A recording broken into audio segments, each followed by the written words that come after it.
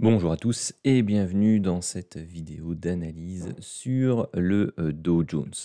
Alors ça fait longtemps que j'en ai pas fait une, on va voir un peu comment cet indice se débrouille pour l'instant et quelle structure de prix il nous offre en ce début d'année. Mais avant, n'oubliez pas, abonnez-vous à la chaîne, activez la petite cloche de notification si vous voulez être averti des prochaines vidéos qui sortiront. Et surtout, commentez un maximum, lâchez un maximum de pouces pour que cette vidéo et la chaîne puissent monter en puissance. Allez, c'est parti. Alors, petit point mensuel sur le Dow Jones. Donc, chaque chandelier représente un mois de cotation et nous sommes sur l'indice cash. Alors, avant de parler des comptes, parce qu'il nous offre plusieurs possibilités, malgré tout, par rapport à la structure qui est en place, je vais simplement zoomer dans un premier temps sur les chandeliers mensuels, car ils ont leur importance. Vous avez ici le chandelier de novembre, le chandelier de décembre et là, le chandelier de janvier. Alors, il est important de constater que novembre a été très prolifique, une superbe hausse, et que décembre a contrecarré une très grosse partie de cette hausse. Malgré tout, on reste compris dans l'amplitude du chandelier mensuel de novembre. Donc janvier n'a toujours pas cassé les plus bas qui se situent autour des 41 647,30 pour être précis. Et donc, on reste dans une configuration pour l'instant de, on va dire, correction, latéralisation, bref, un range possible dans l'amplitude de ce chandelier qui va donc des 41 647 aux 45 071 points. Donc, ce qui fait quand même un bon 3430 points si je compte toujours correctement de terrain de jeu.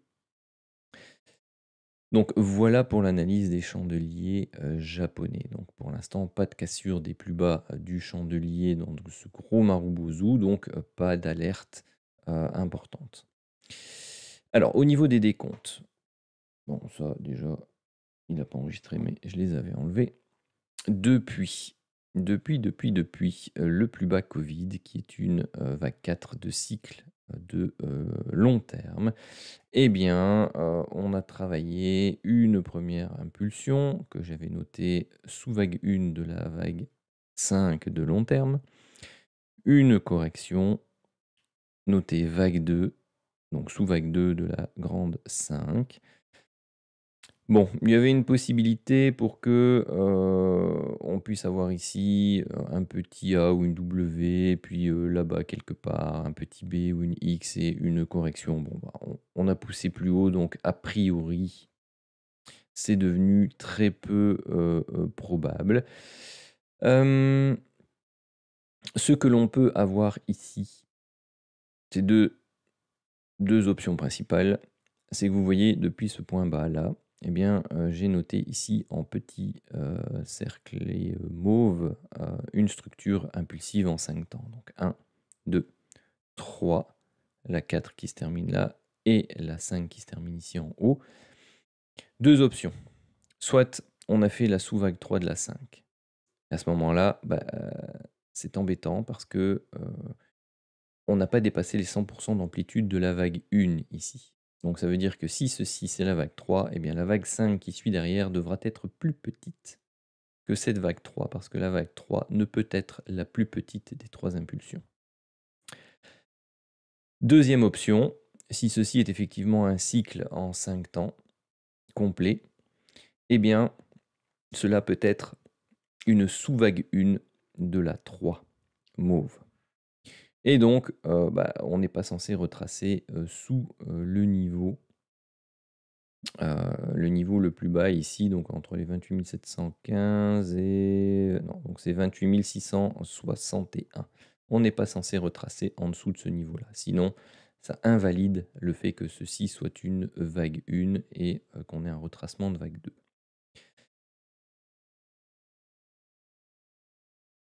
Il y a encore une autre possibilité, mais on le verra sur les décomptes, enfin sur les unités de temps plus courtes. Donc ça, ce sont les 2 options, heu, haussières principales que l'on a. Donc je vous ai tracé ici la structure, donc le retracement Fibonacci de, cette impulsion-ci. Vous avez pour l'instant, même pas les 23,6 qui ont été retracés. Si c'est effectivement une vague 2 de sous-cycle, on va au moins, retracer cette zone des 23,6-38,2, voire celle des 38,2, 50. Moins souvent celle des 61,8, mais voilà, c'est tout à fait possible aussi. On peut même revenir, très, très proche ici-bas. Mais au niveau statistique, on retrace plus souvent, cette zone-là. Alors, tiens, c'est bizarre parce qu'on explique souvent en vague d'Elliott, dans la théorie, que le retracement vient rechercher, les vagues 4 de cycle inférieurs. Bon, vous avez ici la vague 3 dont le sommet est là, une baisse, une hausse et une baisse et la vague 4 qui est ici. Donc vous voyez que ça correspond, à l'amplitude, haute et basse de la vague, 4, cerclée ici en mauve. Donc bon, voilà. Ce qui signifierait que ceci n'est qu'une première phase baissière, qu'on pourrait continuer à tergiverser, remettre un coup baissier, pourquoi pas revenir reprendre appui ici, sur cette oblique qui relie déjà les 2 points bas, donc le départ de la structure et la fin de la vague 2 ici, et donc qui pourrait, venir reprendre d'ailleurs, plutôt que de la mettre en orange, voilà, faudra la mettre en mauve, hein, puisque c'est le cycle mauve. Et donc pourquoi pas, tracer quelque chose, comme ceci. Hop, revenir là avant de, repartir, reprendre un cycle, heu, donc la vague 3 de la vague 3. Allez, passons sur l'hebdomadaire. Bon, ça je vais l'enlever pour pas vous perturber. Alors, ce que, j'avais noté également, vous voyez ici en vert, j'ai mis la structure, donc l'amplitude de cette vague 1-ci, reportée au point bas de la vague 2, vous avez une amplitude de plus de 100. Donc cette amplitude-ci, notée 3, est plus grande que celle-ci. Donc bon, la vague 3 intermédiaire n'est pas la plus courte, des 3. Donc voilà, ça c'était, une première option.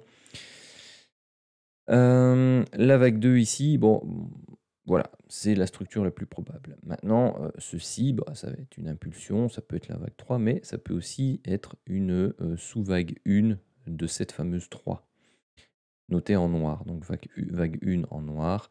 Donc vous avez soit la vague 2 ici, soit la vague 2 noire qui se termine là, et puis vous avez de nouveau une impulsion. Alors, ce qui est embêtant, de nouveau, c'est que si ceci c'est une, si ceci éventuellement, c'est la 2 noire, et je vais la mettre comme ça pour l'instant, heu, ceci est, plus court, que, notre, 1re amplitude ici. Normalement, je vais dessiner, voilà, ouais, on est plus court. Donc ce qui veut dire que ça c'est une noire, une 2 noire, ça une 3 noire, il doit y avoir une 4 noire qui pour le bien ne devrait pas pénétrer les sommets de la 1. Et puis, vous avez une 5 noire qui serait plus courte, que celle-ci, pour donner la 3 mauve. Donc bon, voilà, ça reste une décomposition possible du cycle haussier, présenté précédemment. Vous en avez une deuxième, donc ah non, il m'a déplacé la verte, hop.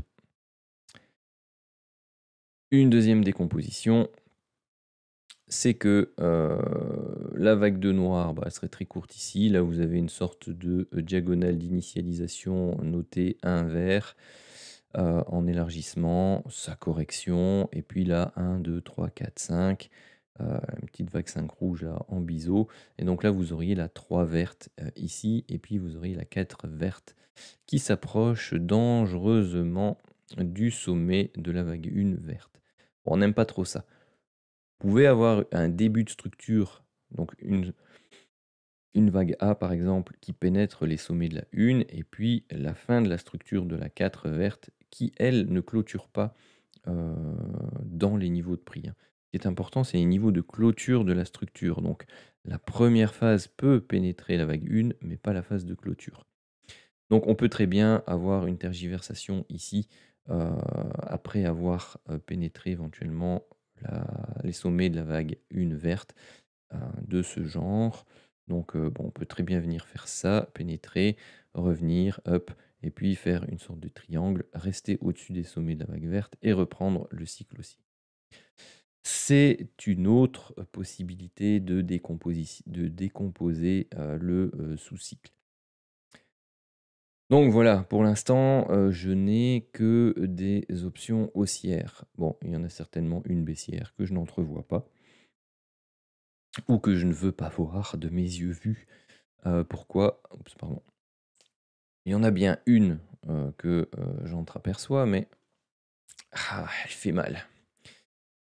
Elle fait mal, pourquoi? Parce que, bah, soit ici, vous avez une 1, 2 et potentiellement donc la 3 qui est faite, parce que si on a un cycle ici de 1, 2, 3, 4, 5 entouré en mauve, bah, ça veut dire que la 3 de la 5 est terminée et donc elle est inférieure à 100 de l'amplitude et donc voilà, 5 de la 5 qui doit suivre doit encore être plus courte. L'autre possibilité et qui là, pour le coup, engendre un scénario baissier, mais relativement, important, c'est que, bah, soit vous avez ici une A, une B et une C qui est terminée, mais du coup, ça veut dire que la 4 là n'est toujours pas finie et que donc on va se taper une méga baisse. Bof, pas terrible. Enfin, pas très crédible en termes de structure de prix, elle serait complètement déformée. Ensuite, c'est que, bah, la 2 qui est là, bon, en fait, vous avez ici une impulsion, une correction et puis là, vous avez 1, 2, 3, 4, 5 et donc, bah, vous avez potentiellement un A, un B et puis un C très étendu et donc on retombe dans le scénario où ici, on avait une A ou une W, ici une B ou une X et là, bah, on irait rechercher une C ou une Y qui nous ramènerait, bah, quelque part, dans ces eaux-là, si on ne fait pas de structure tronquée.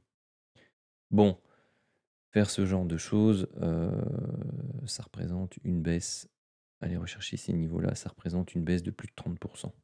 D'accord? Donc c'est un crack, boursier. Voilà, bon, le risque existe. Il est, très peu probable, mais faut en tenir compte. Donc voilà. Donc bon, pour l'instant, on est dans une phase, pas besoin de vous le réexpliquer, mais on est dans une phase relativement, baissière, hein. Vous voyez, la semaine vient de se terminer, gros rouge, on avale celle-là, on clôture en dessous de la précédente, où on avait tenté un rebond. Bon, OK. Bon, on a les niveaux, ici, en pointillé. On est toujours sur le bas de canal qui a été tracé ici, au canal horizontal. Peut-être une incursion en dessous de ce canal et une remontée la semaine prochaine, pour dire de tenir les plus bas, ici. Ou alors on le casse, on perce et on vient corriger et on établira donc le décompte en fonction de ça. Bon, l'objectif ici est éventuellement de repérer les différentes zones basses, d'aller chercher des, signaux, on va dire, journaliers, d'une reprise haussière potentielle. Personnellement, je ferai plus de l'intraday, dans ce type de structure, qui est pour l'instant trop incertaine. Donc, tranquille, ce début d'année, pas de pression, du moins pas sur les indices. Je pense qu'il faut les laisser, travailler leur structure et devenir matures à ce niveau-là. Voilà, voilà pour cette analyse du Dow Jones. Sur ce, je vous souhaite à tous une excellente journée.